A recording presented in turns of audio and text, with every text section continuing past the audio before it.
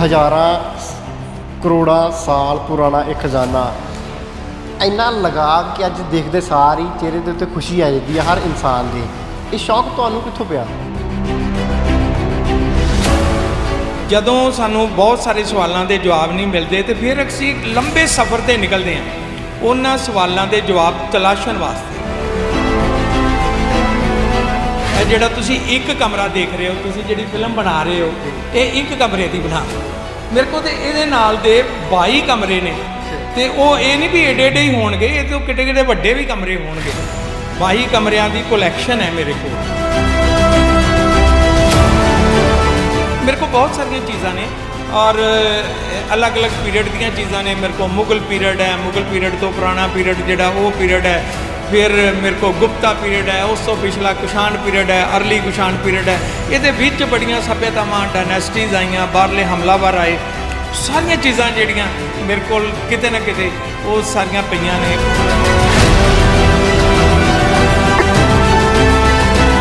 ये मेरे हाथ च जिहड़ा भी ये फॉसिल है कि डायनासोर की ये पूछल है, ਉਹਦਾ लास्ट टेल का हिस्सा है। इनू मैं घट तो घट कहना कि 6.5 करोड़ साल पुराना है।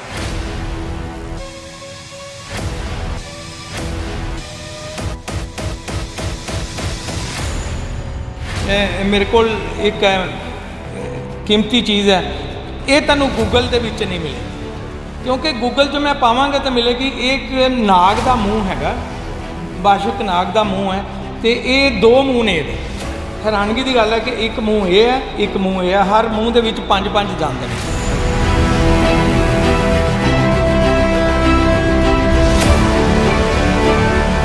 जमीन के विचों जिहड़े देवता मिलते हैं ਜਾਂ ਸਾਡੇ ਕੋਲ मदर गॉडेस मिलती हैं, तो सब तो पुराने जिहड़े वो शिव भगवान मिलते हैं। शिव भगवान मतलब मेरे इस कलैक्शन के भी 10,000 साल पुरानियां शिव दियां प्रतिमावां जिहड़ियां है।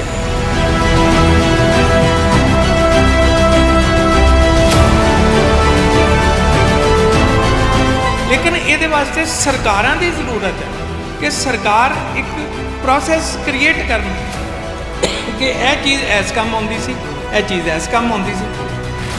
साडा तो काम सी असीं इकट्ठियां कर लईआं। हुण इन्हां दी शनाख्त करनी ਜਾਂ ਇਹ ਕਿਹੜੀਆਂ ਚੀਜ਼ਾਂ ਨੇ ਉਹ ਸਰਕਾਰ ਦਾ ਕੰਮ ਹੈ।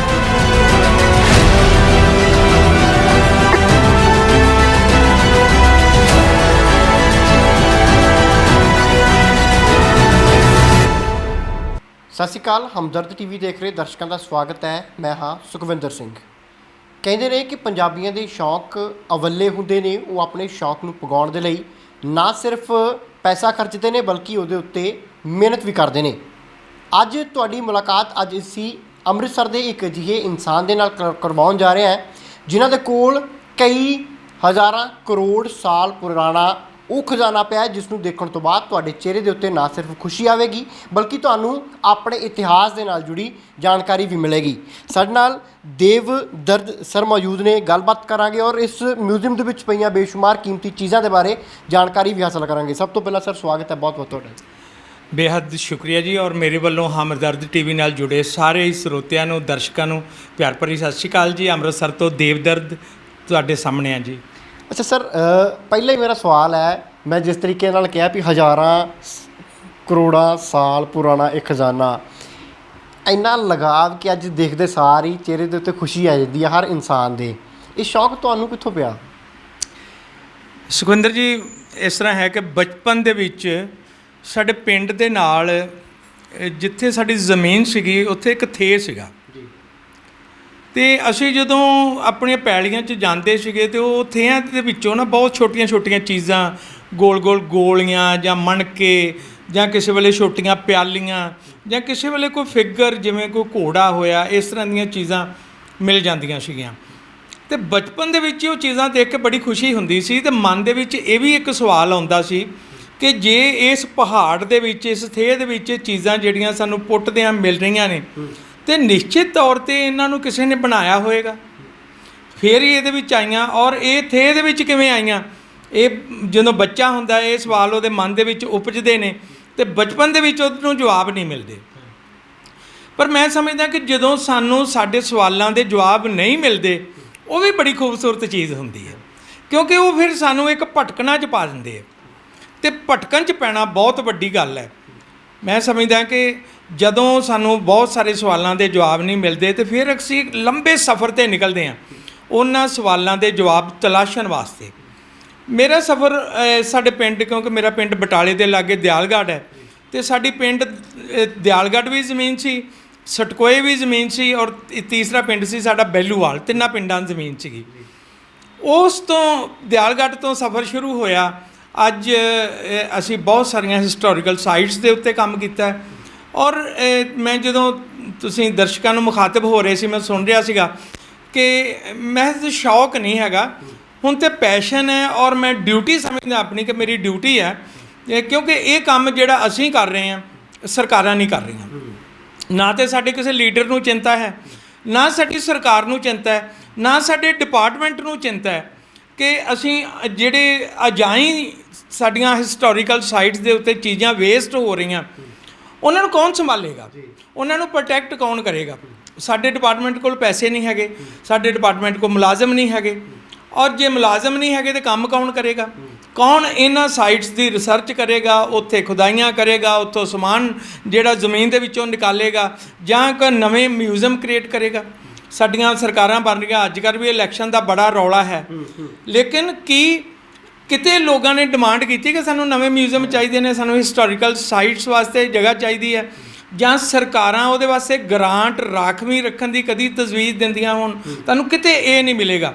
ਲੇਕਿਨ ਜਿਹੜੇ ਲੋਕ ਆਪਣੇ ਅਤੀਤ ਨੂੰ ਭੁੱਲ ਜਾਂਦੇ ਨੇ, ਅਤੀਤ ਉਹਨਾਂ ਨੂੰ ਭੁਲਾ ਦਿੰਦਾ, ਉਹਨਾਂ ਨੂੰ ਭੁਲਾ ਦਿੰਦਾ। ਇਹ ਬੜਾ ਜ਼ਰੂਰੀ ਹੈ ਜਿਹੜੀ ਤੁਸੀਂ ਗੱਲ ਕੀਤੀ ਕਿ ਤੁਹਾਨੂੰ ਇਹ ਸ਼ੌਕ ਕਿਵੇਂ ਗਿਆ। ਮੈਨੂੰ ਤਾਂ ਕਿਉਂਕਿ ਮੇਰੀ ਉਮਰ 65 ਸਾਲ ਦੀ ਹੈ ਅਤੇ ਮੈਨੂੰ 50 ਸਾਲ ਹੋ ਗਏ ਇੱਥੇ ਕੰਮ ਕਰਦਿਆਂ, ਔਰ ਮੈਨੂੰ ਮਾਣ ਹੈ ਇਸ ਗੱਲ ਦਾ ਕਿ ਮੈਂ 22 ਸਾਈਟਸ ਦੇ ਉੱਤੇ ਕੰਮ ਕੀਤਾ, 22 ਸਾਈਟਸ ਦੇ ਉੱਤੇ। ਔਰ ਇਹ ਜਿਹੜਾ ਸਮਾਨ ਤੁਸੀਂ ਦੇਖ ਰਹੇ ਹੋ ਜਾਂ ਦਰਸ਼ਕਾਂ ਨੂੰ ਦਿਖਾਓਗੇ, ਇਹ ਕਿਵੇਂ ਇਕੱਠਾ ਹੋ ਗਿਆ, ਇਹਦੇ ਪਿੱਛੇ ਬੜੀਆਂ ਕਹਾਣੀਆਂ ਨੇ, ਬੜੀਆਂ ਕਹਾਣੀਆਂ। ਔਰ ਉਹਨਾਂ ਕਹਾਣੀਆਂ ਦੇ ਵਿੱਚੋਂ ਕੋਈ ਇੱਕ ਅੱਧੀ ਜ਼ਰੂਰ ਸੁਣਾਂਗੇ ਵੀ ਆਪਾਂ, ਪਰ ਮੈਂ ਚਾਹੂੰਗਾ ਇੱਕ ਵਾਰੀ ਦਰਸ਼ਕਾਂ ਨੂੰ ਉਹ ਹੈਰਤ ਅੰਗੇਜ਼ ਜਿਹੜੀਆਂ ਇੱਕ ਆਮ ਇਨਸਾਨ ਦੇ ਲਈ ਬਹੁਤ ਮਾਇਨੇ ਰੱਖਦੀਆਂ ਹੋਣ ਵੀ ਹਾਂ ਯਾਰ ਇਹ ਚੀਜ਼ ਕਦੀ ਜ਼ਿੰਦਗੀ ਸੁਣੀ ਵੀ ਨਹੀਂ ਸੀ ਪਰ ਅੱਜ ਦੇਖ ਵੀ ਰਹੇ ਹਾਂ। ਮੈਂ ਚਾਹੂੰਗਾ ਤੁਹਾਡੀ ਉਸ ਕਲੈਕਸ਼ਨ ਦਾ ਜੋ ਹਿੱਸਾ ਹੈ ਉਹ ਜ਼ਰੂਰ ਸਾਨੂੰ ਦਿਖਾਓ। ਜਦੋਂ ਅਸੀਂ ਸਟਾਰਟਿੰਗ ਵਿੱਚ ਕਲੈਕਟ ਕਰਦੇ ਹਾਂ ਨਾ, ਸਾਨੂੰ ਬਹੁਤ ਹਲਕੀਆਂ ਫੁਲਕੀਆਂ ਚੀਜ਼ਾਂ ਮਿਲਦੀਆਂ, ਸਾਰੇ ਜਿੰਨੇ ਵੀ ਕਲੈਕਟਰ ਹੁੰਦੇ ਆ, ਲੇਕਿਨ ਬਾਅਦ 'ਚ ਜਦੋਂ ਉਹਦੀ ਉਹ ਲਾਈਨ ਬਣ ਜਾਂਦੀ ਆ ਫਿਰ ਬਹੁਤ ਸਾਰੀਆਂ ਚੀਜ਼ਾਂ, ਕਿਉਂਕਿ ਉਹਨੂੰ ਸਮਝ ਵੀ ਆ ਜਾਂਦੀ ਹੈ ਹਿਸਟਰੀ ਦੀ, ਉਹਨੇ ਪੜ੍ਹਿਆ ਵੀ ਹੁੰਦਾ, ਉਹਦੇ ਦੋਸਤ ਮਿੱਤਰ ਵੀ ਇਸ ਤਰ੍ਹਾਂ ਦੇ ਹੋ ਜਾਂਦੇ ਆ, ਫਿਰ ਉਹਨੂੰ ਬੜੀਆਂ ਅੱਛੀਆਂ ਚੀਜ਼ਾਂ ਜਿਹੜੀਆਂ ਉਹ ਮਿਲਦੀਆਂ ਨੇ।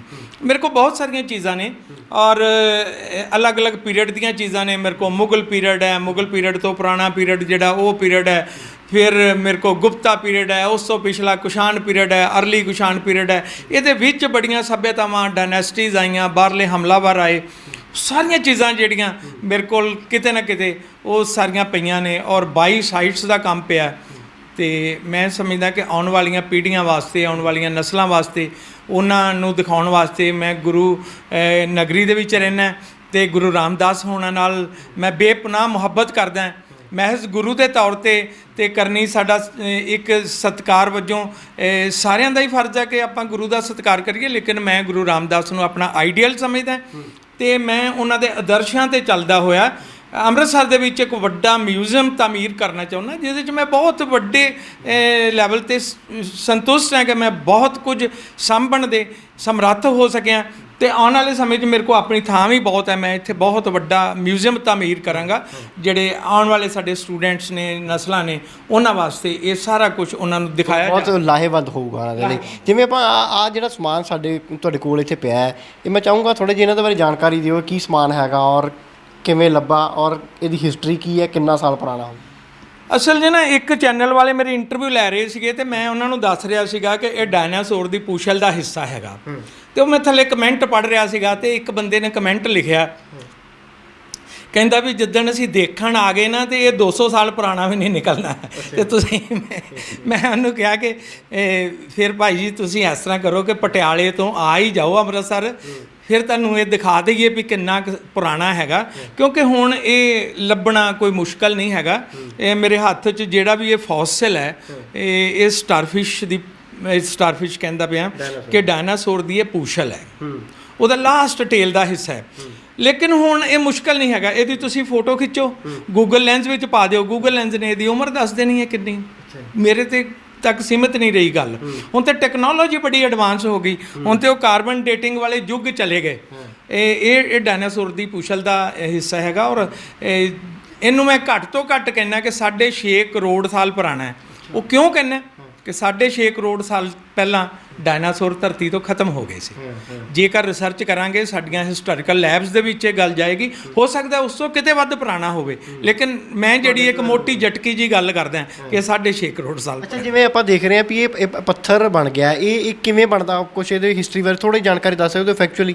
ਇਹ ਕਿਉਂਕਿ ਬੱਚਿਆਂ ਨੂੰ ਸਾਇੰਸ ਦੇ ਵਿੱਚ ਪੜ੍ਹਾਉਂਦੇ ਨੇ ਕਿ ਫੋਸਲ ਕੀ ਚੀਜ਼ ਹੈ, ਫੋਸਲ ਕਿਵੇਂ ਬਣਦੇ ਆ। ਸਾਡੀ ਧਰਤੀ ਤੇ ਬਹੁਤ ਦੇਰ ਹਿਮ ਯੁੱਗ ਰਿਹਾ, ਤੇ ਜਦੋਂ ਵੀ ਕੋਈ ਬਨਸਪਤੀ, ਜਦੋਂ ਵੀ ਕੋਈ ਜੀਵ, ਜਦੋਂ ਵੀ ਕੋਈ ਇਨਸਾਨ, ਜਦੋਂ ਕੋਈ ਜਾਨਵਰ ਉਸ ਗਲੇਸ਼ੀਅਰ ਦੇ ਵਿੱਚ ਮਰ ਗਿਆ, ਉਹਦੇ ਉੱਤੇ ਬਰਫ਼ ਜੰਮ ਗਈ, ਲੱਖਾਂ ਸਾਲ ਉਹਦੀ ਬਾਡੀ ਉਸ ਤਰ੍ਹਾਂ ਹੀ ਰਹਿਣੀ ਹੈ।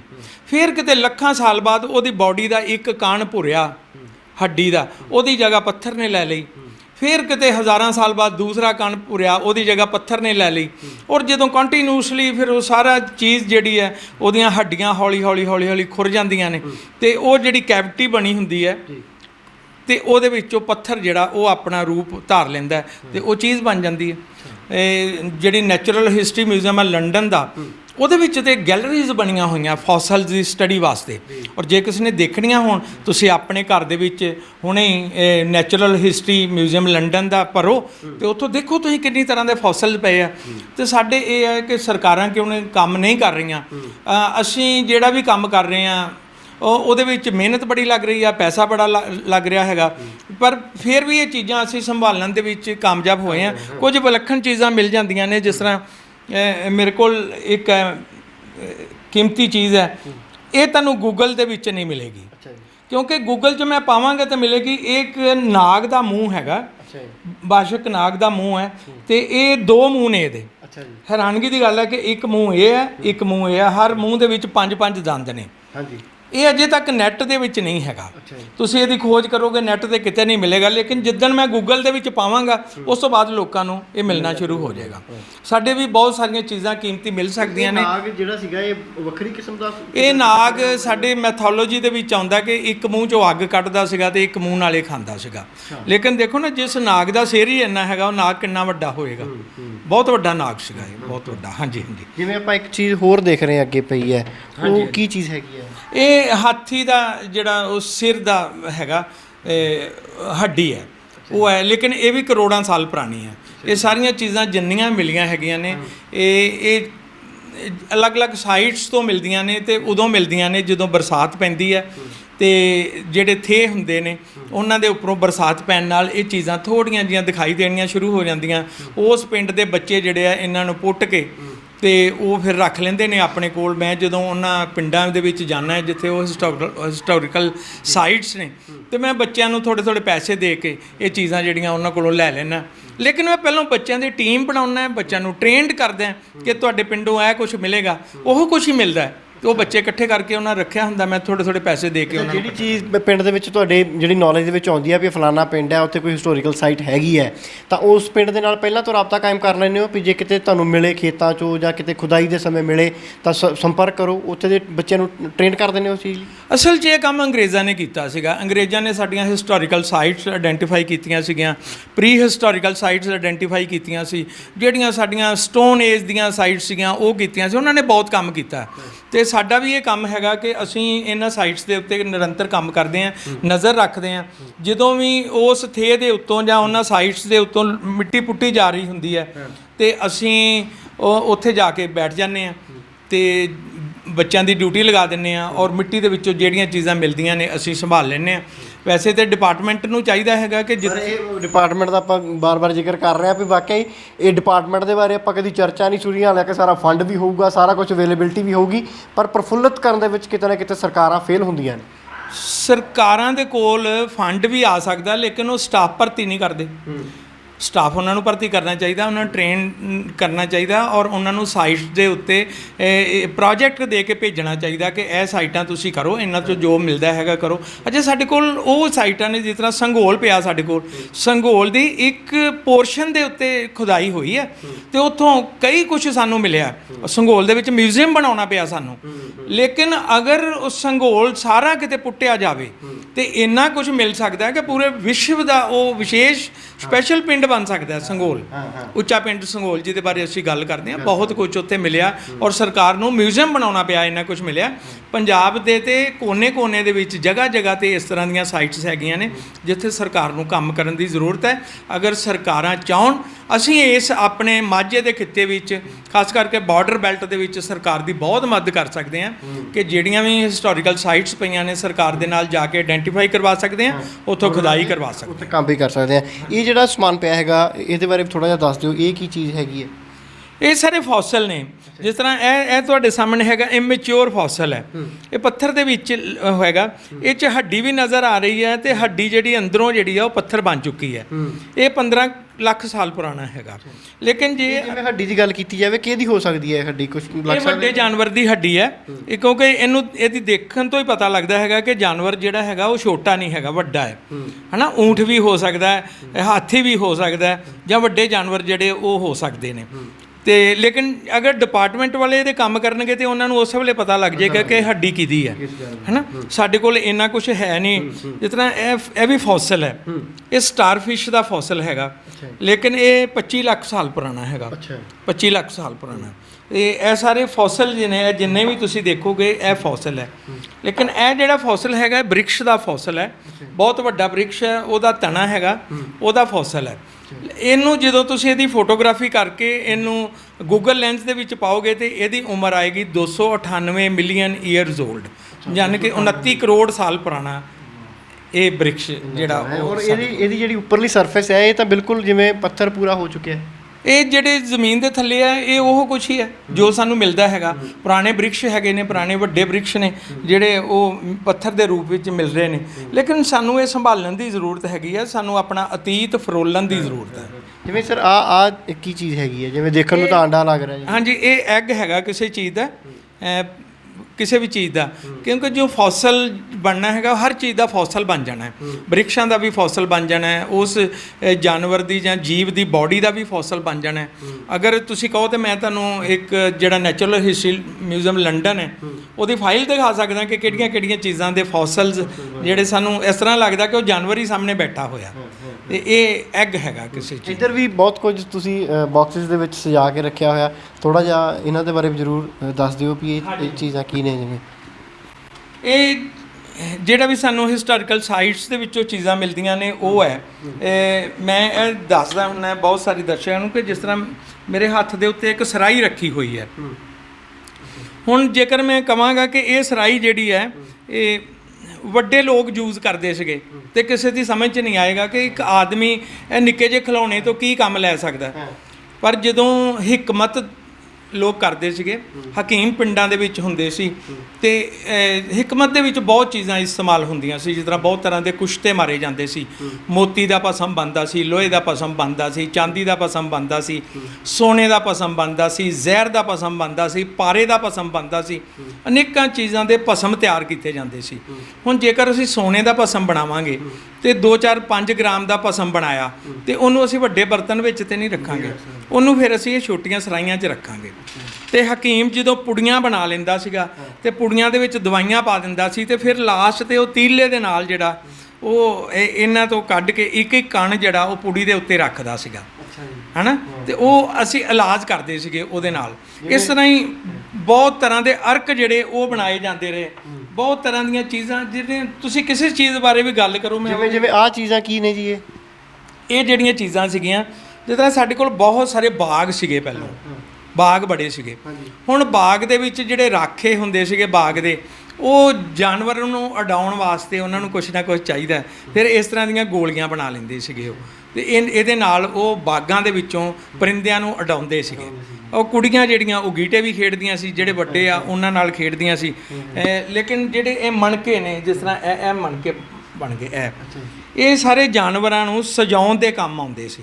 ਉਸ ਵੇਲੇ ਇਹਨਾਂ ਦੇ ਰੰਗ ਕਰ ਲੈਂਦੇ ਸੀਗੇ। ਤੇ ਘਰਾਂ ਦੇ ਵਿੱਚ ਅਸੀਂ ਜਿਹੜੇ ਵੀ ਜਾਨਵਰ ਰੱਖਦੇ ਸੀ, ਜਿਸ ਤਰ੍ਹਾਂ ਸਾਡੇ ਕੋਲ ਬੈਲ ਹੈਗਾ ਵਾ, ਬੌਲਦ ਹੈ, ਸਾਡੇ ਕੋਲ ਝੋਟੀ ਹੈ, ਸਾਡੇ ਕੋਲ ਮੱਝਾਂ ਗਾਵਾਂ ਨੇ, ਤੇ ਸਾਰਿਆਂ ਨੂੰ ਸ਼ਿੰਗਾਰਨ ਦੀ ਇੱਕ ਵਿਧਾ ਸੀਗੀ ਕਿ ਅਸੀਂ ਉਹਨਾਂ ਨੂੰ ਸ਼ਿੰਗਾਰਦੇ ਸੀਗੇ। ਇਹਨਾਂ ਨੂੰ ਵੰਨ-ਸੁਵੰਨੇ ਰੰਗ ਕਰਕੇ ਅਸੀਂ ਉਹਨਾਂ ਦੀਆਂ ਗਾਨੀਆਂ ਬਣਾ ਕੇ ਗਲ 'ਚ ਪਾਉਂਦੇ ਸੀਗੇ। ਅਸੀਂ ਤੇ ਵੇਖਦੇ ਰਹੇ ਕਿ ਗਊਆਂ ਦੇ, ਮੱਝਾਂ ਦੇ ਪੈਰਾਂ 'ਤੇ ਮਹਿੰਦੀ ਲਾਉਂਦੇ ਹੁੰਦੇ ਸੀ ਲੋਕ, ਪੂਛਲ 'ਤੇ ਮਹਿੰਦੀ ਲਾ ਦਿੰਦੇ ਸੀਗੇ ਕਿ ਉਹ ਸੋਹਣੀ ਲੱਗੇ। ਹਾਂ, ਜਿਵੇਂ ਨੈਕਸਟ ਇਹਦੇ ਵਿੱਚ ਗੱਲ ਕਰਦੇ ਹਾਂ ਤਾਂ ਇਹਦੇ ਵਿੱਚ ਵੀ ਮੈਂ ਦੇਖ ਰਿਹਾ ਕੁਝ ਘੋਗੇ ਜਿਵੇਂ ਨੇ, ਔਰ ਜਿਵੇਂ ਤੁਸੀਂ ਪਹਿਲਾਂ ਇੱਕ ਸਟਾਰਫਿਸ਼ ਦਿਖਾਈ ਹੈ, ਸ਼ਾਇਦ ਉਹਦਾ ਹੀ ਇੱਕ ਬਣਿਆ ਪਿਆ, ਤਾਂ ਇਹਦੇ ਬਾਰੇ ਥੋੜ੍ਹਾ ਜਿਹਾ ਦੱਸ ਦਿਓ। ਇਹ ਕੀ ਚੀਜ਼ ਹੈਗੀ ਹੈ ਜੀ? ਇਹ ਸ਼ਿਵਲਿੰਗ ਦੀ ਜਿਹੜੀ ਹੈ ਨਾ, ਇਹ ਦੋ ਪਾਰਟ ਹੁੰਦੇ ਆ। ਇਹ ਨੀਚੇ ਵਾਲਾ ਹਿੱਸਾ ਹੁੰਦਾ, ਇਹਦੇ ਉੱਤੇ ਪਿੰਡੀ ਜਿਹੜੀ ਆ ਉਹ ਰੱਖੀ ਜਾਂਦੀ ਹੈ। ਸਾਡੇ ਕੋਲ ਹੁਣ ਤੱਕ ਜ਼ਮੀਨ ਦੇ ਵਿੱਚੋਂ ਜਿਹੜੇ ਦੇਵਤਾ ਮਿਲਦੇ ਨੇ ਜਾਂ ਸਾਡੇ ਕੋਲ ਮਦਰ ਗੋਡੈਸ ਮਿਲਦੀਆਂ, ਉਹ ਤੋਂ ਸਭ ਤੋਂ ਪੁਰਾਣੇ ਜਿਹੜੇ ਉਹ ਸ਼ਿਵ ਭਗਵਾਨ ਮਿਲਦੇ ਨੇ। ਸ਼ਿਵ ਭਗਵਾਨ ਮਤਲਬ ਮੇਰੇ ਇਸ ਕਲੈਕਸ਼ਨ ਦੇ ਵਿੱਚ ਵੀ 10,000 ਸਾਲ ਪੁਰਾਣੀਆਂ ਸ਼ਿਵ ਦੀਆਂ ਪ੍ਰਤਿਮਾਵਾਂ ਜਿਹੜੀਆਂ ਉਹ ਹੈਗੀਆਂ ਨੇ। ਹਾਂਜੀ, ਜਿਵੇਂ ਇਹ ਵੀ ਸਟਾਰਫਿਸ਼ ਹੀ ਹੈ, ਇਹ ਤਾਂ ਘੋਗੇ ਲੱਗ ਰਹੇ ਨੇ ਜਿਵੇਂ। ਇਹ ਸਟਾਰਫਿਸ਼ ਹੈ, ਇਹ ਫੋਸਲ ਹੈਗਾ ਸਟਾਰਫਿਸ਼ ਦਾ, ਇਹ ਵੀ 25 ਲੱਖ ਸਾਲ ਪੁਰਾਣਾ ਹੈ। ਲੇਕਿਨ ਹੈਰਾਨਗੀ ਦੀ ਗੱਲ ਹੈ ਕਿ ਜਿਸ ਤਰ੍ਹਾਂ ਸਟਾਰਫਿਸ਼ ਦੇ ਉੱਤੇ ਇਹ ਪੁਆਇੰਟ ਬਣੇ ਹੋਏ ਹੁੰਦੇ ਆ, ਉਸ ਤਰ੍ਹਾਂ ਹੀ ਇਹ ਫੋਸਲ ਦੇ ਉੱਤੇ ਵੀ ਬਣੇ ਹੋਏ ਆ। ਅੱਛਾ ਜੀ, ਹਾਂ, ਉਸ ਤਰ੍ਹਾਂ ਹੀ ਬਣੇ ਹੋਏ ਆ। ਤੇ ਇਹ ਸਾਰੇ ਫੋਸਲਸ ਨੇ, ਜਿੰਨੇ ਹੈਗੇ ਨੇ, ਇਹ ਹੁਣ ਘੋਗੇ ਨਹੀਂ ਹੈਗੇ, ਇਹ ਅੰਦਰੋਂ ਪੱਥਰ ਨੇ ਸਾਰੇ। ਇਹ ਫੋਸਲ ਬਣ ਚੁੱਕੇ ਆ, ਕੋਈ 10 ਲੱਖ ਸਾਲ ਪੁਰਾਣਾ ਹੈ, ਕੋਈ 15 ਲੱਖ ਸਾਲ ਪੁਰਾਣਾ ਹੈ, ਕਿਉਂਕਿ ਜਿਹੜਾ ਇਮੈਚਿਓਰ ਫੋਸਲ ਹੋਏਗਾ ਉਹ 10 ਲੱਖ 15 ਲੱਖ ਸਾਲ ਪੁਰਾਣਾ ਹੋਏਗਾ। ਮੈਚਿਓਰ ਫੋਸਲ ਜਿਹੜਾ ਉਹ ਘੱਟ ਤੋਂ ਘੱਟ 15 ਲੱਖ ਸਾਲ ਪੁਰਾਣਾ। ਜਿਵੇਂ ਇਹ ਵੀ ਫੋਸਿਲਸ ਨੇ, ਇਹ ਕਿਸ ਚੀਜ਼ ਦੇ ਹੋ ਸਕਦੇ ਨੇ? ਇਹ ਮੈਟਰੋਲਾਈਡ ਹੈਗਾ, ਜਿਹੜੀਆਂ ਅਸਮਾਨ ਤੋਂ ਚੀਜ਼ਾਂ ਡਿੱਗਦੀਆਂ ਨੇ, ਉਲਕਾ ਪਿੰਡ ਜਿਨ੍ਹਾਂ ਨੂੰ ਅਸੀਂ ਕਹਿੰਦੇ ਆ। ਇਹਦੇ ਵਿੱਚ ਬਹੁਤ ਸਾਰੀਆਂ ਧਾਤਾਂ ਹੁੰਦੀਆਂ, ਦੇਖਣ ਤੋਂ ਹੀ ਨਜ਼ਰ ਆਉਂਦਾ ਕਿ ਇਹਦੇ 'ਚ ਹਰ ਤਰ੍ਹਾਂ ਦੀ ਧਾਤ ਹੈ। ਆਪਾਂ ਦੇਖ ਰਹੇ ਹਾਂ ਵੀ ਜਿੱਦਾਂ ਲੋਹਾ ਚਮਕਦਾ ਜਾਂ ਲੋਹਾ ਵੀ ਚਮਕਦਾ ਹੈਗਾ, ਸੋਨਾ ਵੀ ਚਮਕਦਾ ਹੈ, ਚਾਂਦੀ ਵੀ ਚਮਕਦੀ ਹੈ। ਲੇਕਿਨ ਇਹਦਾ ਵਜ਼ਨ ਜਿਹੜਾ ਹੈਗਾ ਉਹ ਆਮ ਜਿਹੜੀਆਂ ਧਰਤੀ ਦੇ ਉੱਤੇ ਧਾਤਾਂ ਨੇ ਉਹਨਾਂ ਨਾਲੋਂ ਇਹ ਜ਼ਿਆਦਾ, ਉਹਨਾਂ ਨਾਲੋਂ ਜ਼ਿਆਦਾ। ਪੱਥਰ ਚੁੱਕਾਂਗੇ ਤਾਂ ਉਹ ਹਲਕਾ ਲੱਗੇਗਾ, ਲੇਕਿਨ ਇਹ ਬਹੁਤ ਭਾਰਾ ਹੈਗਾ। ਹਾਂਜੀ, ਤਾਂ ਇਹ ਵਿਲੱਖਣਤਾ ਹੈ, ਇਹ ਉਹ ਕਲੈਕਸ਼ਨ ਹੈ ਜਿਸ ਨੂੰ ਦੇਖਣ ਤੋਂ ਬਾਅਦ ਤੁਹਾਡੇ ਮਨਾਂ ਦੇ ਵਿੱਚ ਕਈ ਤਰ੍ਹਾਂ ਦੇ ਸਵਾਲ ਉੱਠਣ ਦੇ ਹੋਣਗੇ, ਜਿਨ੍ਹਾਂ ਵਿੱਚੋਂ ਇੱਕ ਸਵਾਲ ਇਹ ਵੀ ਹੈ ਵੀ ਤੁਹਾਨੂੰ ਉਮਰ ਦਾ ਅੰਦਾਜ਼ਾ ਕਿਵੇਂ ਲੱਗ ਜਾਂਦਾ ਹੈ, ਵੀ ਇਹ ਔਰ ਯਕੀਨ ਕਿੱਦਾਂ ਹੋ ਜਾਂਦਾ ਵੀ ਇਹ ਵਾਕਿਆ ਚੀਜ਼ ਫਲਾਨੀ ਹਿਸਟਰੀ ਦੇ ਨਾਲ ਰਿਲੇਟਡ ਹੈ, ਉਸ ਸਨ ਦੇ ਨਾਲ ਹੈ, 15 ਲੱਖ ਸਾਲ ਪੁਰਾਣੀ ਹੈ ਜਾਂ ਹਜ਼ਾਰਾਂ ਕਰੋੜ ਸਾਲ ਪੁਰਾਣੀ ਹੈ। ਇਹੀ ਸਵਾਲ ਮੈਂ ਤੁਹਾਡੇ ਤੋਂ ਵੀ ਜਾਣਨਾ ਚਾਹੂੰਗਾ। ਫੈਕਚੁਅਲੀ ਫਿਰ ਕਿਵੇਂ ਇਸ ਚੀਜ਼ ਨੂੰ ਸਮਝਦੇ ਹੋ, ਪੜ੍ਹਦੇ ਹੋ, ਕਿੰਨੀ ਸਟੱਡੀ ਕਰਨੀ ਪੈਂਦੀ ਹੈ, ਜਾਂ ਇਹਦਾ ਪ੍ਰਮਾਣ ਕਿਵੇਂ ਮਿਲਦਾ ਫਿਰ ਚੀਜ਼ ਦਾ? ਨਹੀਂ, ਪਹਿਲੋਂ ਸ਼ਾਇਦ ਪੜ੍ਹਨਾ ਪੈਂਦਾ ਹੋਏਗਾ, ਹੁਣ ਪੜ੍ਹਨਾ ਨਹੀਂ ਪੈਂਦਾ। ਜਿਸ ਤਰ੍ਹਾਂ ਇਹ ਮੇਰੇ ਸਾਹਮਣੇ ਇਹ ਚੀਜ਼ ਹੈਗੀ ਹੈ, ਹੈ ਨਾ, ਮੈਂ ਇਸ ਚੀਜ਼ ਨੂੰ ਦੇਖ ਕੇ ਹੀ, ਇਹਦਾ ਉੱਪਰੋਂ ਜੋ ਟੈਕਸਚਰ ਹੈ ਉਹ ਦੇਖ ਕੇ, ਜਾਂ ਜਿਹੜਾ ਉੱਤੇ ਵਾਰਨਿਸ਼ ਕੀਤੀ ਹੋਈ ਹੈ, ਜਾਂ ਇਹਦੀ ਜਿਹੜੀ ਫਿਗਰ ਹੀ ਹੈ, ਇਹ ਸਾਡੀ ਹੜੱਪਣ ਫਿਗਰ ਹੈ। ਦੂਸਰਾ ਇਹ ਕਿ ਇਹ ਬਰਤਨ ਬਹੁਤ ਹਲਕੇ ਹੁੰਦੇ ਨੇ, ਬਹੁਤ ਹੜੱਪਣ ਬਰਤਨ ਜਿੰਨੇ ਹੁੰਦੇ ਆ, ਇਹਨਾਂ ਦੀ ਪਹਿਚਾਣ ਹੀ ਇਹ ਹੈ ਕਿ ਇਹਨੇ ਬਹੁਤ ਜ਼ਿਆਦਾ ਹਲਕੇ ਹੁੰਦੇ ਤੇ ਬਹੁਤ ਜ਼ਿਆਦਾ ਮੁਲਾਇਮ ਹੁੰਦੇ। ਤੁਸੀਂ ਵੀ ਜੇਕਰ ਹੱਥ 'ਤੇ ਰੱਖ ਕੇ ਦੇਖੋਗੇ ਨਾ, ਤੁਹਾਨੂੰ ਇਸ ਤਰ੍ਹਾਂ ਲੱਗੇਗਾ ਕਿ ਵੇਟਲੈਸ ਹੈਗੇ ਆ, ਇਹਨਾਂ ਦਾ ਵਜ਼ਨ ਨਹੀਂ ਹੁੰਦਾ। ਬਿਲਕੁਲ ਜੀ, ਇਹੀ ਚੀਜ਼ ਆਪਾਂ ਮਿੱਟੀ ਦੇ ਦੀਵਾ ਵੀ ਫੜੀਏ ਤਾਂ ਇੱਕ ਨਾਰਮਲ ਦੀਵਾ ਮੈਨੂੰ ਲੱਗਦਾ ਇਸ ਬਰਤਨ ਨਾਲੋਂ ਭਾਰਾ ਲੱਗੂਗਾ। ਔਰ ਇਹ ਜਿਹੜੇ ਹੜੱਪਣ ਲੋਕ ਸੀ, ਇਹਨਾਂ ਦੀ ਬਰਤਨ ਬਣਾਉਣ ਦੀ ਵਿਧਾ ਬਿਲਕੁਲ ਵੱਖਰੀ ਸੀਗੀ। ਤੁਸੀਂ ਇਹਦੇ 'ਤੇ ਹੱਥ ਲਗਾਓਗੇ ਤੁਹਾਨੂੰ ਲੱਗੇਗਾ ਕਿ ਰੇਸ਼ਮ ਦੇ ਉੱਤੇ ਹੱਥ ਫੇਰ ਰਹੇ ਹੋ। ਇਹ ਪਹਿਲੋਂ ਮਿੱਟੀ ਸਿਲੈਕਟ ਕਰਦੇ ਸੀਗੇ, ਮਿੱਟੀ ਸਿਲੈਕਟ ਕਰਨ ਤੋਂ ਬਾਅਦ ਇਹ ਮਿੱਟੀ ਨੂੰ ਛਾਣਦੇ ਸੀਗੇ, ਫਿਰ ਉਹਨੂੰ ਭਿਉਂਦੇ ਸੀਗੇ, ਫਿਰ ਉਹਨੂੰ ਗੁੰਨਦੇ ਸੀਗੇ, ਫਿਰ ਗੁੰਨਣ ਤੋਂ ਬਾਅਦ ਇਹ ਚੱਕ ਦੇ ਉੱਤੇ ਚਾੜ੍ਹਦੇ ਸੀ ਤੇ ਉਹਦੇ ਬਰਤਨ ਬਣਾਉਂਦੇ ਸੀ। ਇਹਨਾਂ ਦੀਆਂ ਵਿਧੀਆਂ ਬਹੁਤ ਵਿਲੱਖਣ ਸੀਗੀਆਂ। ਪਿਓਰਿਟੀ ਸੀਗੀ ਇਹਨਾਂ ਕੋਲ। ਹਾਂ, ਇਹਨਾਂ ਕੋਲ ਬਰਤਨ ਬਣਾਉਣ ਦੇ ਜਿਹੜੇ ਤਰੀਕੇ ਸੀਗੇ ਹੜੱਪਣ ਲੋਕਾਂ ਕੋਲ ਬਹੁਤ ਪਿਆਰੇ ਸੀਗੇ। ਇਹਨਾਂ ਤੋਂ ਵੀ ਪੁਰਾਣੇ ਬਰਤਨ ਜਿਹੜੇ ਬਣਦੇ ਰਹੇ ਨੇ ਹੜੱਪਣ ਤੋਂ ਵੀ, ਜਿਸ ਤਰ੍ਹਾਂ ਇਹ ਬਲੈਕ ਪੋਟਰੀ ਹੈਗੀ ਹੈ, ਇਹ ਹੜੱਪਣ ਤੋਂ ਵੀ ਪੁਰਾਣੀ ਹੈ, ਇਹ 7000 ਸਾਲ ਪੁਰਾਣੀ ਹੈ। ਅੱਛਾ, ਹੁਣ ਇਹ ਤੁਸੀਂ ਦੇਖਣ ਨੂੰ ਪਹਿਲੀ ਨਜ਼ਰੇ ਇਹ ਦੇਖਣ ਨੂੰ ਲੱਗੇਗੀ ਕਿ ਇਹ ਜਿਸ ਤਰ੍ਹਾਂ ਪੱਥਰ ਦੀ ਹੁੰਦੀ ਹੈ, ਪਰ ਪੱਥਰ ਨਹੀਂ ਹੈਗਾ। ਇਹਨੂੰ ਅਸੀਂ ਗ੍ਰੇ ਪੋਟਰੀ ਕਹਿੰਦੇ ਹਾਂ ਜਾਂ ਬਲੈਕ ਪੋਟਰੀ ਕਹਿੰਦੇ ਹਾਂ। ਇਹਦੇ weight ਦੇ ਵਿੱਚ ਵੀ ਕੁਝ ਫਰਕ ਹੁੰਦਾ? ਨਹੀਂ, ਇਹ weight ਇਹਦਾ ਆਮ ਬਰਤਨਾਂ ਜਿੰਨਾ, ਲੇਕਿਨ ਇਹ ਮਜ਼ਬੂਤ ਬਹੁਤ ਹੈ। ਇਹਦੇ ਉੱਤੇ ਡਿਜ਼ਾਈਨ ਬਹੁਤ ਤਰ੍ਹਾਂ ਦੇ ਬਣਾਏ ਜਾਂਦੇ ਸੀਗੇ, ਲੇਕਿਨ ਇਹ 7000 ਸਾਲ ਪੁਰਾਣੀ ਹੈ। ਇਹਦੇ 'ਚ ਸਿਰਫ ਬਰਤਨ ਹੀ ਨਹੀਂ ਬਣੇ, ਔਰ ਇੰਨੀ ਫਿਨਿਸ਼ ਦੇ ਨਾਲ ਬਰਤਨ ਬਣਾਏ ਗਏ ਕਿ ਅੱਜ ਮਾਡਰਨ ਯੁੱਗ ਦੇ ਵਿੱਚ ਵੀ ਜਿਹੜੇ ਇਹਦੇ ਨਾਲੋਂ ਫਾਈਨ ਬਰਤਨ ਜਿਹੜੇ ਉਹ ਨਹੀਂ ਬਣਾਏ ਜਾਂਦੇ, ਇੰਨੀ ਕਾਰੀਗਰੀ ਨਹੀਂ ਹੁੰਦੀ। ਔਰ ਇਹ ਲੋਕ ਹਿਕਮਤ ਦੇ ਨਾਲ ਜੁੜੇ ਹੋਏ ਸੀਗੇ। ਹਿਕਮਤ ਦੀਆਂ ਜਿਹੜੀਆਂ ਵੀ ਚੀਜ਼ਾਂ ਬਣਾਉਂਦੇ ਸੀਗੇ, ਜਿਸ ਤਰ੍ਹਾਂ ਇਹ ਬਣਾਇਆ ਇਹਨਾਂ ਨੇ, ਕਿਸੇ ਚੀਜ਼ ਨੂੰ ਅਸੀਂ ਇੱਕ ਬੋਤਲ ਦੇ ਵਿੱਚੋਂ ਦੂਸਰੀ ਚੀਜ਼ ਦੂਸਰੀ ਬੋਤਲ ਦੇ ਵਿੱਚ ਪਾਉਣੀ। ਕੀਪ ਆਪਾਂ ਪੰਜਾਬੀ ਜਾਂ ਕੀਪ ਜਿਹੜੀ ਕਹਿੰਦੇ ਹਾਂ, ਕੀਪ ਉਹਨੂੰ ਕਹਿੰਦੇ ਸੀ, ਕੀਪ। ਤੇ ਇਹ ਉਹਦੀ ਬਣਾਈ ਹੋਈ ਹੈ ਕਿ ਕੋਈ ਇਹਦੇ 'ਚ ਚੀਜ਼ ਹੈ ਤੇ ਉਹ ਛਾਣਵੀਂ ਜਾਵੇ, ਹੈ ਨਾ। ਇਹ ਸਾਰੀ ਉਹ ਬਣਾਈ ਹੈ ਤਾਂ ਬਿਲਕੁਲ ਵਿੱਚ ਸੁਰਾਖ ਬਰੀਕ ਕੀਤੇ ਨੇ ਤਾਂ ਜੋ ਛਣ ਸੁਰਾਖ। ਕੀਤੇ ਨੇ ਸਾਫ਼। ਦੇਖੋ ਨਾ, ਕਿਸੇ ਵੀ ਯੁੱਗ ਦੇ ਵਿੱਚ ਬੰਦਾ ਰਿਹਾ, ਉਹਨੇ ਆਪਣੀ ਸਹੂਲਤ ਵਾਸਤੇ ਚੀਜ਼ਾਂ ਤਿਆਰ ਕੀਤੀਆਂ ਔਰ ਬੜੇ ਨਾਯਾਬ ਢੰਗ ਨਾਲ ਤਿਆਰ ਕੀਤੀਆਂ। ਦੇਖਣ ਵਾਲੀ ਇਹ ਹੈ ਕਿ ਅਸੀਂ ਇਹ ਚੀਜ਼ਾਂ ਇਕੱਠੀਆਂ ਕਿਉਂ ਕਰਦੇ ਹਾਂ। ਇਕੱਠੀਆਂ ਇਸ ਕਰਕੇ ਕਰਦੇ ਹਾਂ ਕਿ ਸਾਨੂੰ ਪਤਾ ਲੱਗੇ ਕਿ ਜਿਹੜੇ ਸਾਡੇ ਵੱਡ ਵਡੇਰੇ ਸੀਗੇ ਕਿਹੜੀਆਂ ਮੁਸ਼ਕਲਾਂ ਦੇ ਵਿੱਚੋਂ ਲੰਘੇ, ਕਿਹੜੀਆਂ ਜੁਗਤਾਂ ਦੇ ਨਾਲ ਉਹਨਾਂ ਹਰ ਚੀਜ਼ ਨੂੰ ਆਪਣੇ ਇਸਤੇਮਾਲ ਕਰਨ ਦੇ ਢੰਗ ਦੇ ਵਿੱਚ ਲਿਆਂਦਾ। ਜਿਸ ਤਰ੍ਹਾਂ ਇਹ ਮੇਰੇ ਕੋਲ ਇੱਕ ਚੀਜ਼ ਹੈ, ਹੁਣ ਜ਼ਰੂਰ ਇਹ ਸਟੀਮ ਇਹਦੇ ਥਾਣੀ ਦਿੰਦੇ ਹੋਣਗੇ ਕਿ ਇਹ ਇੱਕ ਚੀਜ਼ ਹੈ, ਇਹਦੇ ਹੋਰ ਕਿਸੇ ਪਾਸਿਓਂ ਕੋਈ ਛੇਕ ਨਹੀਂ ਹੈਗਾ, ਲੇਕਿਨ ਇੱਕ ਇਹ ਪਾਈਪ ਹੈ, ਇੱਕ ਉੱਪਰੋਂ ਹੈ, ਇੱਧਰੋਂ ਪਾਣੀ ਪਾਉਂਦੇ ਹੋਣਗੇ, ਇੱਧਰ ਨਿਕਲਦਾ ਹੋਏਗਾ, ਹੈ ਨਾ। ਜਾਂ ਮੈਡੀਸਨ ਬਣਾਉਣ ਦੀ ਕਿਸੇ ਨਾ, ਕਿਉਂਕਿ ਸਾਨੂੰ ਸਮਝਣਾ ਪਏਗਾ ਕਿ ਉਸ ਵੇਲੇ ਅਰਕ ਬਹੁਤ ਤਰ੍ਹਾਂ ਦੇ ਬਣਦੇ ਸੀ, ਬੜੀ ਤਰ੍ਹਾਂ ਦੇ ਅਰਕ ਬਣਾ ਕੇ ਬੱਚਿਆਂ ਦਾ ਵੱਡਿਆਂ ਦਾ ਇਲਾਜ ਕੀਤਾ ਜਾਂਦਾ ਸੀਗਾ। ਇਹ ਜਿਹੜੀ ਇਲਾਜ ਪ੍ਰਣਾਲੀ ਨਾਲ ਜੁੜੀਆਂ ਹੋਈਆਂ ਚੀਜ਼ਾਂ ਨੇ ਸਾਨੂੰ ਕਿਸੇ ਵੇਲੇ ਹੈਰਾਨ ਕਰਦੀਆਂ ਨੇ ਕਿ ਇਹ ਕੀ ਚੀਜ਼ ਹੈ, ਕਿ ਇਹ ਇੱਕ ਪੌਟ ਹੈ, ਸਿਰਫ ਇਹਦੇ ਇੱਕ ਸਾਈਡ ਦੇ ਉੱਤੇ ਮੂੰਹ ਹੈ, ਬਾਕੀ ਨਹੀਂ ਹੈਗਾ, ਹੈ ਨਾ।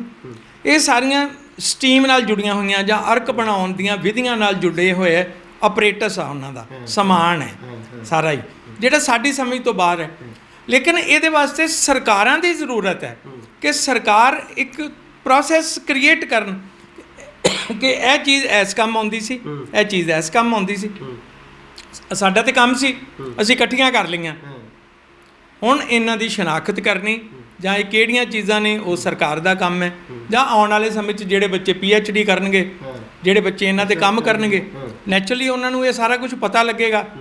ਜਿਵੇਂ ਸਰ ਮੈਂ ਇਹ ਦੇਖ ਰਿਹਾ ਵੀ ਇਹਨਾਂ ਚੀਜ਼ਾਂ ਨੂੰ ਬੜੀ ਮਿਹਨਤ ਦੇ ਨਾਲ ਰਿਸਰਚ ਕਰਨ ਤੋਂ ਬਾਅਦ, ਜਿਵੇਂ 40-50 ਸਾਲ ਦਾ ਤੁਸੀਂ ਵੀ ਆਪਣਾ ਤਜਰਬਾ ਦੱਸਿਆ, 22 ਸਾਈਟਾਂ ਦੇ ਉੱਤੇ ਕੰਮ ਕੀਤਾ, ਸੁਭਾਵਿਕ ਤੌਰ ਦੇ ਉੱਤੇ ਕਈ ਦਿਨ ਲੱਗੇ ਹੋਣਗੇ, ਕਿੰਨਾ ਖਰਚਾ ਵੀ ਹੋਇਆ ਹੋਊਗਾ।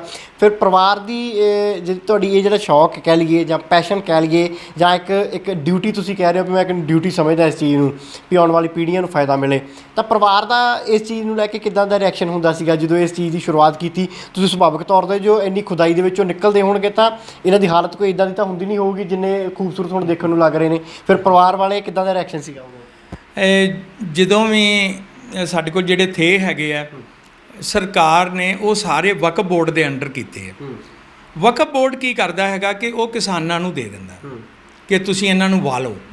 ਜਦੋਂ ਕਿਸਾਨ ਉਸ ਭੂਮੀ ਨੂੰ ਸਮਤਲ ਕਰਨ ਵਾਸਤੇ, ਜ਼ਮੀਨ ਨੂੰ ਸਮਤਲ ਕਰਨ ਵਾਸਤੇ ਉੱਤੇ ਟਰੈਕਟਰ ਚਲਾਉਂਦਾ ਜਾਂ ਉਹ ਡਿੱਚ ਮਸ਼ੀਨਾਂ ਲਗਾ ਕੇ ਉਹਨਾਂ ਨੂੰ ਬਰਾਬਰ ਕਰਦਾ ਤੇ ਵਿੱਚੋਂ ਬਹੁਤ ਕੁਝ ਨਿਕਲਦਾ।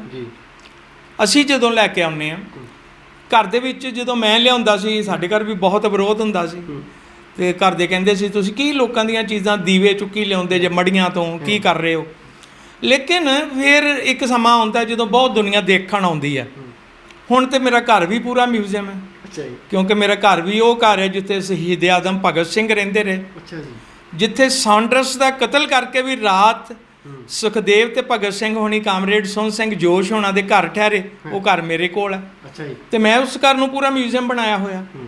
ਤੇ ਹੁਣ ਮੇਰੇ ਘਰ ਦੇ ਵੀ ਮੇਰੇ ਵਰਗੇ ਹੀ ਆ। ਮੇਰਾ ਬੇਟਾ MA ਇਨ ਆਰਕੀਓਲੋਜੀ ਹੈ, ਨਿਊਮਿਸਮੈਟਿਕਸ ਦੇ ਵਿੱਚ ਕੰਮ ਕਰ ਰਿਹਾ, PhD ਹੈ, ਉਹ ਕੋਇਨਸ ਦੀ ਇੱਕ ਪੀਰੀਅਡ ਦੇ ਉੱਤੇ PhD ਵੀ ਕਰ ਰਿਹਾ। ਮੇਰੇ ਕੋਲ ਇਹ ਇੱਕ ਤਰ੍ਹਾਂ ਦੀ ਕਲੈਕਸ਼ਨ ਨਹੀਂ ਹੈ ਕਿ ਮਿੱਟੀ ਦੇ ਬਰਤਨਾਂ ਦੀ ਕਲੈਕਸ਼ਨ ਹੈ। ਤੁਸੀਂ ਕਿਸੇ ਵੀ ਚੀਜ਼ ਦਾ ਨਾਂ ਲਵੋ, ਮੇਰੇ ਕੋਲ ਗਹਿਣਿਆਂ ਦੀ ਬਹੁਤ ਵੱਡੀ ਕਲੈਕਸ਼ਨ ਹੈ, ਮੇਰੇ ਕੋਲ ਕਿੰਗ ਤੇ ਚਾਂਦੀ ਦੇ ਬਰਤਨਾਂ ਦੀ ਬਹੁਤ ਵੱਡੀ ਕਲੈਕਸ਼ਨ ਹੈ, ਮੇਰੇ ਕੋਲ ਚਾਂਦੀ ਦੇ, ਸੋਨੇ ਦੇ ਤੇ ਨਾਲ ਤਾਂਬੇ ਦੇ ਜਿਹੜੇ ਸਿੱਕੇ ਨੇ ਉਹਨਾਂ ਦੀ ਬਿਗ ਕਲੈਕਸ਼ਨ ਹੈ। ਬਹੁਤ ਸਾਰੀਆਂ ਫਿਲਮਾਂ ਬਣਦੀਆਂ ਨੇ ਉਹਨਾਂ 'ਤੇ।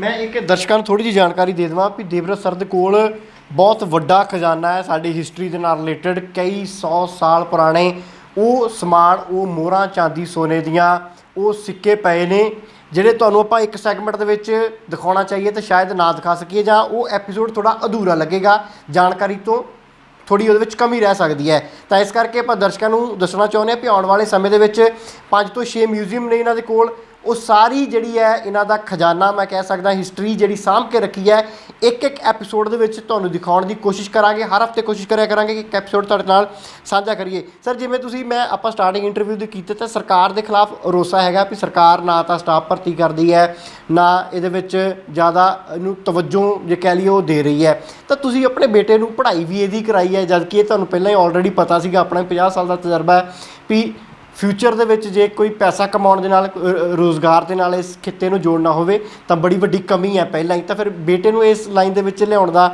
ਕਿਵੇਂ ਸੋਚਿਆ ਤੁਸੀਂ? ਅਸਲ 'ਚ ਜਿਹੜੀ ਲੋਕਾਂ ਦੀ ਦੌੜ ਲੱਗੀ ਹੋਈ ਹੈ ਨਾ, ਉਹ ਪੈਸੇ ਕਮਾਉਣ ਵੱਲ ਲੱਗੀ ਹੋਈ ਹੈ। ਮੈਨੂੰ ਪਰਮਾਤਮਾ ਨੇ ਕੋਈ ਪੈਸੇ ਦਾ ਇੰਨਾ ਲੰਬਾ ਚੌੜਾ ਫਿਕਰ ਨਹੀਂ ਦਿੱਤਾ। ਮੈਂ ਪ੍ਰਿੰਸੀਪਲ ਰਿਟਾਇਰ ਹੋਇਆ ਅਤੇ ਮੇਰੀ ਪੈਨਸ਼ਨ ਬਹੁਤ ਹੈ। ਕੁਛ ਮੈਂ ਰੇਡੀਓ 'ਤੇ ਪ੍ਰੋਗਰਾਮ ਦਿੰਦਾ, ਕੈਨੇਡਾ ਦੇ ਰੇਡੀਓ ਹੈਗੇ, ਰੇਡੀਓ ਪੰਜਾਬੀ ਦੁਨੀਆ, ਉਹ ਮੈਨੂੰ ਪੇ ਕਰ ਦਿੰਦੇ ਨੇ।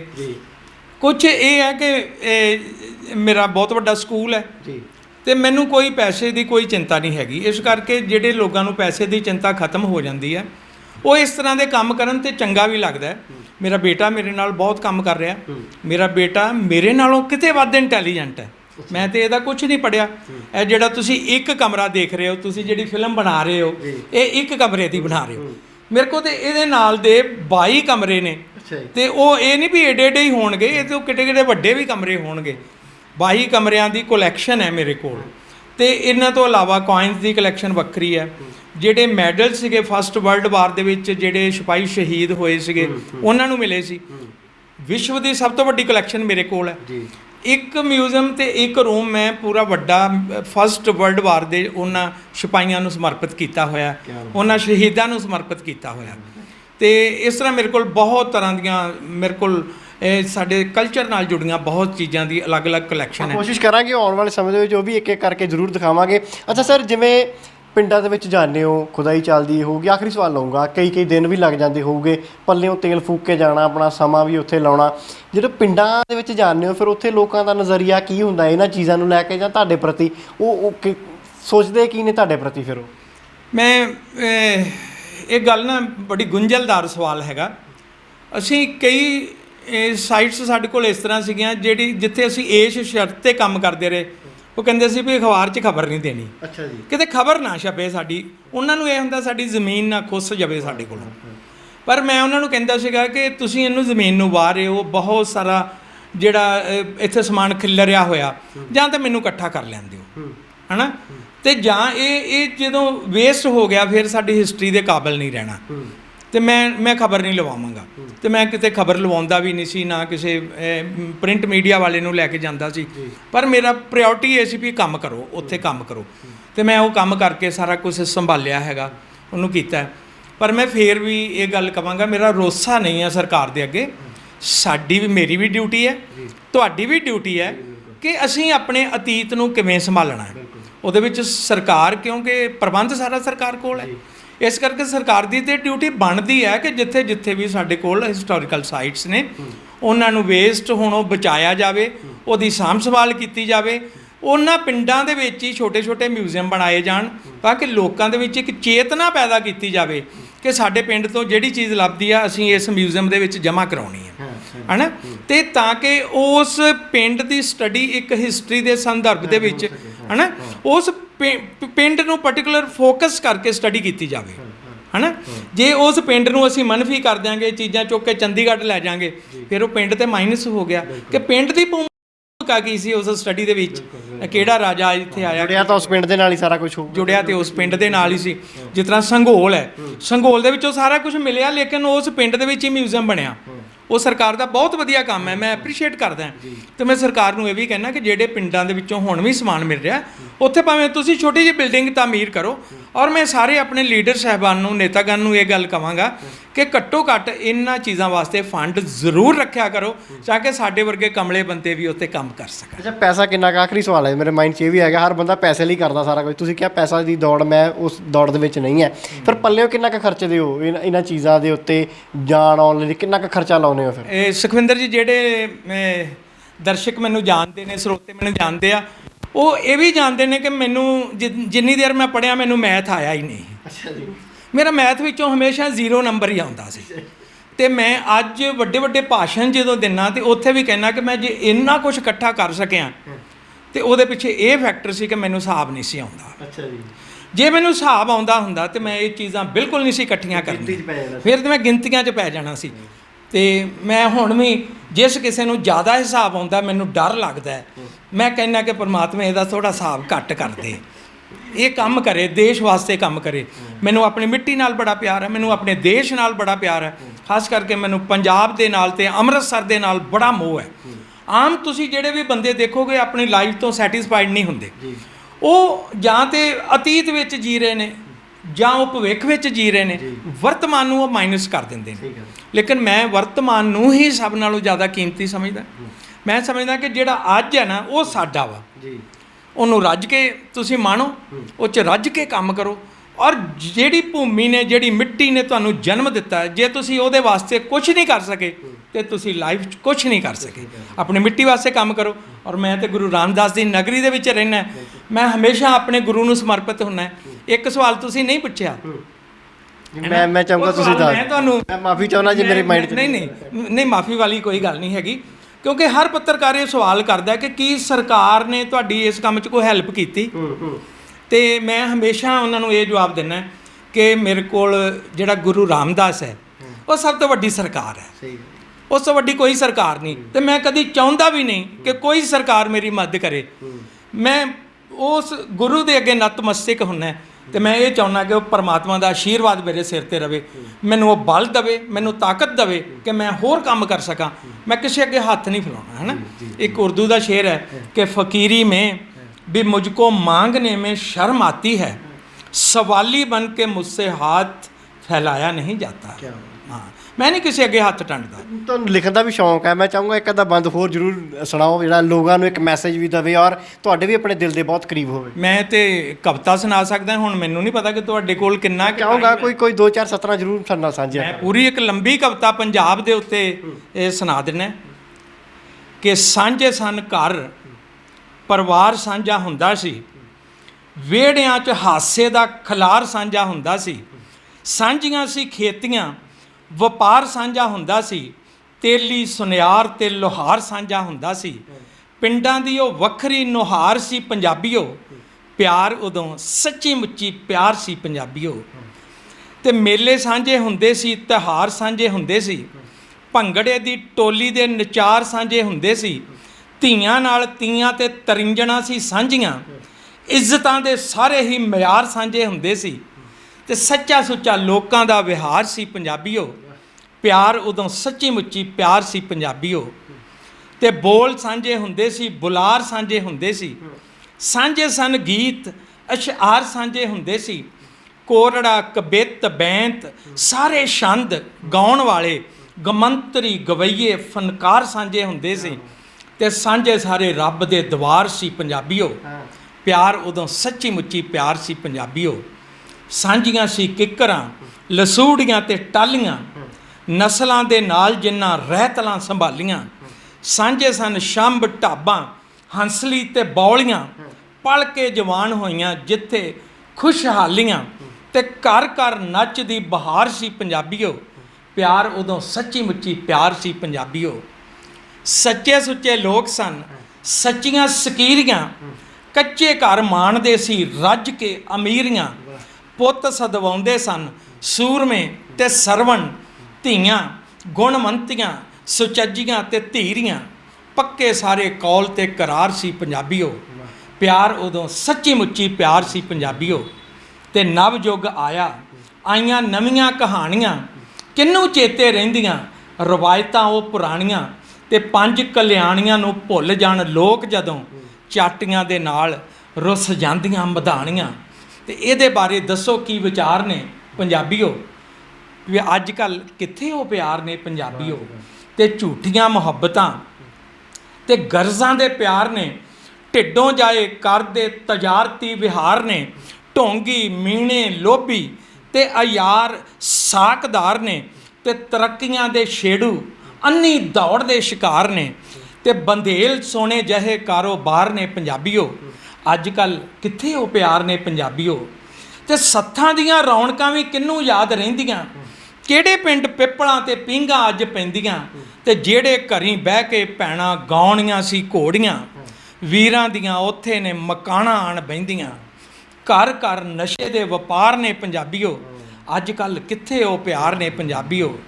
ਤੇ ਕਿਰਤ ਕਮਾਈਆਂ ਸ਼ਾਹੂਕਾਰ ਲੁੱਟੀ ਜਾਂਦੇ ਨੇ, ਮਿਹਨਤਾਂ ਮੁਸ਼ੱਕਤਾਂ ਦੇ ਦਮ ਟੁੱਟੀ ਜਾਂਦੇ ਨੇ, ਜਾਬਰਾਂ ਲੁਟੇਰਿਆਂ ਦੇ ਜੁੱਟੀ ਜਾਂਦੇ ਨੇ, ਨਮਾਣਿਆਂ ਨਤਾਣਿਆਂ ਦਾ ਸੰਗ ਘੁੱਟੀ ਜਾਂਦੇ ਨੇ। ਲੋਕ ਐਸੇ ਜਿਉਣ ਤੋਂ ਬੇਜ਼ਾਰ ਨੇ ਪੰਜਾਬੀਓ। ਅੱਜ ਕੱਲ੍ਹ ਕਿੱਥੇ ਉਹ ਪਿਆਰ ਨੇ ਪੰਜਾਬੀਓ। ਤੇ ਅੰਤਿਮ ਬੰਦ ਹੈ ਕਿ ਧਰਤੀ ਦੇ ਵਾਰਸੋ ਲਾਚਾਰ ਬਣ ਜਾਇਓ ਨਾ, ਸ਼ੋਹਰਤਾਂ ਕਮਾਉਂਦੇ ਦਾਗਦਾਰ ਬਣ ਜਾਇਓ ਨਾ, ਮਨੁੱਖਤਾ ਦੀ ਖੈਰ ਹਰ ਹਾਲ ਰਿਓ ਮੰਗਦੇ, ਭੁੱਲ ਕੇ ਮਾਂ ਮਿੱਟੀ ਦੇ ਗੱਦਾਰ ਬਣ ਜਾਇਓ ਨਾ। ਤੇ ਮਿੱਟੀ ਉੱਤੇ ਮਿੱਟੀ ਦੇ ਤੇ ਵਾਰ ਨੇ ਪੰਜਾਬੀਓ। ਇਹ ਵੀ ਮੈਂ ਆਰਕੀਓਲੋਜੀ ਦੇ ਵਿੱਚੋਂ ਲਾਈਨ ਕੱਢੀ ਹੈ ਕਿ ਮਿੱਟੀ ਉੱਤੇ ਮਿੱਟੀ ਦੇ ਤੇ ਵਾਰ ਨੇ ਪੰਜਾਬੀਓ। ਅੱਜ ਕੱਲ੍ਹ ਕਿੱਥੇ ਉਹ ਪਿਆਰ ਨੇ ਪੰਜਾਬੀਓ। ਪਿਆਰ ਉਦੋਂ ਸੱਚੀ ਮੁੱਚੀ ਪਿਆਰ ਸੀ ਪੰਜਾਬੀਓ। ਅੱਜ ਕੱਲ੍ਹ ਕਿੱਥੇ ਉਹ ਪਿਆਰ ਨੇ ਪੰਜਾਬੀਓ। ਗੱਲਬਾਤ ਕਰਨ ਲਈ ਬਹੁਤ ਬਹੁਤ ਧੰਨਵਾਦ। ਔਰ ਬਹੁਤ ਖੂਬਸੂਰਤ ਇਹ ਕਵਿਤਾ ਜਿਹਦੇ ਵਿੱਚ ਮੈਨੂੰ ਲੱਗਦਾ ਦੋ ਪੱਖ ਜਿਹੜੇ ਆ ਪੰਜਾਬ ਦੇ ਜਾਂ ਇਨਸਾਨੀਅਤ ਦੇ ਜਾਂ ਪੰਜਾਬੀਅਤ ਦੇ ਦਿਖਾ ਦਿੱਤੇ ਆ ਵੀ ਕਿਹੜਾ ਸਮਾਂ ਸੀਗਾ ਔਰ ਅੱਜ ਸਮਾਂ ਆ ਕਿਹੜਾ ਗਿਆ ਯਾਰ। ਜਿਸ ਪਿਆਰ ਦੀ ਸਾਂਝੀ ਵਾਲਤਾ ਦੀ ਗੱਲ ਸਾਡੇ ਗੁਰੂ ਸਾਹਿਬ ਵੀ ਕਰਕੇ ਗਏ, ਅੱਜ ਸਾਰੇ ਉਸ ਚੀਜ਼ ਨੂੰ ਅਸੀਂ ਵਿਸਾਰ ਚੁੱਕੇ ਹਾਂ। ਇਹ ਵੀ ਉਹਦਾ ਨਤੀਜਾ ਹੈ ਕਿ ਅੱਜ ਸਾਨੂੰ ਇਹ ਚੀਜ਼ਾਂ ਲੱਭ ਕੇ ਰੱਖਣੀਆਂ ਪੈ ਰਹੀਆਂ ਔਰ ਸਰਕਾਰਾਂ ਇਹਦੇ ਵਿੱਚ ਮਦਦ ਨਹੀਂ ਕਰ ਰਹੀਆਂ। ਤਾਂ ਤਰਾਸਦੀ ਹੈ ਸਾਡੇ ਸੂਬੇ ਦੀ। ਗੱਲਬਾਤ ਕਰਨ ਲਈ ਦੇਵਦਰ ਜੀ ਬਹੁਤ ਬਹੁਤ ਧੰਨਵਾਦ। ਮੇਰੇ ਵੱਲੋਂ ਹਮਦਰਦ ਟੀਵੀ ਦੇ ਸਾਰੇ ਦਰਸ਼ਕਾਂ ਨੂੰ, ਸਾਰੇ ਸਰੋਤਿਆਂ ਨੂੰ ਪਿਆਰ ਭਰੀ ਸਤਿ ਸ਼੍ਰੀ ਅਕਾਲ ਜੀ। ਅੰਮ੍ਰਿਤਸਰ ਤੋਂ ਦੇਵਦਰਦ ਹਾਜ਼ਰੀ ਸਵੀਕਾਰ ਕਰਨਾ। ਤਾਂ ਇਹ ਸਨ ਦੇਵਦਰਦ ਜੀ ਜਿਨ੍ਹਾਂ ਦੇ ਵੱਲੋਂ ਤੁਹਾਨੂੰ ਅੱਜ ਉਸ ਖਜ਼ਾਨੇ ਦੇ ਨਾਲ ਰੂਬਰੂ ਕਰਵਾਇਆ ਹੈ ਜਿਹੜਾ ਸ਼ਾਇਦ ਤੁਸੀਂ ਕਦੇ ਫਿਲਮਾਂ ਦੇ ਵਿੱਚ ਸੁਣਿਆ ਹੋਵੇਗਾ, ਦੇਖਿਆ ਹੋਵੇਗਾ, ਕੰਪਿਊਟਰਾਈਜ਼ਡ ਦੇਖਿਆ ਹੋਵੇਗਾ, ਪਰ ਅੱਜ ਤੁਹਾਨੂੰ ਅਸਲੀ ਰੂਪ ਦੇ ਵਿੱਚ ਉਹਨਾਂ ਨੇ ਦਿਖਾ ਕੇ ਸਮਝਾਉਣ ਦੀ ਕੋਸ਼ਿਸ਼ ਵੀ ਕੀਤੀ ਹੈ ਫੈਕਚੁਅਲੀ ਔਰ ਹਿਸਟਰੀ ਤੋਂ ਵੀ ਜਾਣੂ ਕਰਵਾਉਣ ਦੀ ਕੋਸ਼ਿਸ਼ ਕੀਤੀ ਹੈ ਤਾਂ ਜੋ ਅਸੀਂ ਆਪਣੇ ਵਿਰਸੇ ਨੂੰ, ਆਪਣੀ ਇਸ ਹੋਂਦ ਨੂੰ ਬਚਾ ਸਕੀਏ। ਆਉਣ ਵਾਲੀਆਂ ਪੀੜ੍ਹੀਆਂ ਇਸ ਹੋਂਦ ਨੂੰ ਸੰਭਾਲ ਕੇ ਰੱਖ ਸਕਣ ਔਰ ਹਿਸਟਰੀ ਦੇ ਅੰਸ਼ ਜਿਹੜੇ ਆ ਉਹ ਆਪਣੇ ਕਣਾਂ ਦੇ ਵਿੱਚ, ਆਪਣੇ ਦਿਮਾਗ ਦੇ ਵਿੱਚ, ਆਪਣੇ ਜ਼ਿਹਨ ਦੇ ਵਿੱਚ ਸਦਾ ਦੇ ਲਈ ਵਸਾ ਕੇ ਰੱਖ ਸਕਣ। ਫਿਲਹਾਲ ਕੈਮਰਾਮੈਨ ਵਰਿੰਦਰ ਮਹਿਰਾ ਦੇ ਨਾਲ ਸੁਖਵਿੰਦਰ ਸਿੰਘ, ਹਮਦਰਦ ਟੀਵੀ, ਅੰਮ੍ਰਿਤਸਰ।